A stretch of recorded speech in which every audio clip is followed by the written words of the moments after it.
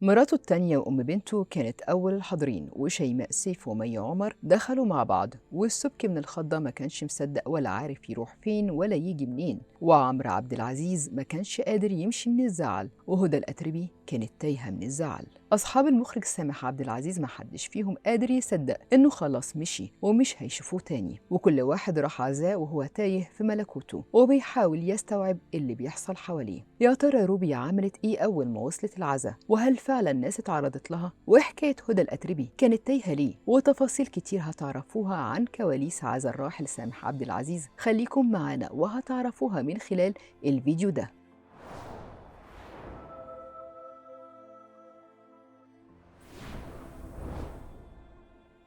قبل العزا ما يبدأ كانت روبي أول الحاضرين في عزا أبو بنتها طيبة، وما نسيتش العشرة اللي كانت بينها وبين سامح عبد العزيز، ودخلت لمكان العزا وهي لابسة تيشيرت أسود وبنطلون، وجريت علشان تدخل لمكان العزا بسرعة، والناس كتير وكاميرات حاولت تتعرض لها وهي داخلة وتصورها، وما كانتش عارفة أبدا تعدي منهم لحد ما جه ناس من الأمن وحاولوا يعدوها، ودخلت جري على مكان العزا ووقفت جنب أخته سمر طول العزا كأنها واحدة من العيلة، وبرضه بنتها ما كانتش معاها وهي قررت إنها ما تظهرهاش في العزا زي ما عملت معاها في وداع والدها. ومع بداية العزا كان موجود ناس كتير جايين يعملوا الواجب، ومنهم اللي ما كانش متوقع إنه يبقى موجود. كان أول اللي حاضرين مي عمر وشيماء سيف، واللي وصلوا سوا ودخلوا سوا، وده بعد ما شيماء سيف رجعت من مراسي مخصوص علشان تحضر العزا بعد ما كانت هناك وحضرت حفلة آمال ماهر، وكان باين عليهم الحزن والتأثر وحبهم لسامح اللي مش مصدقين إنه مش موجود وسطهم. أما بقى هدى الأتربي فكان باين عليها الزعل، وكان معاها صاحبتها ماسكاها من إيديها،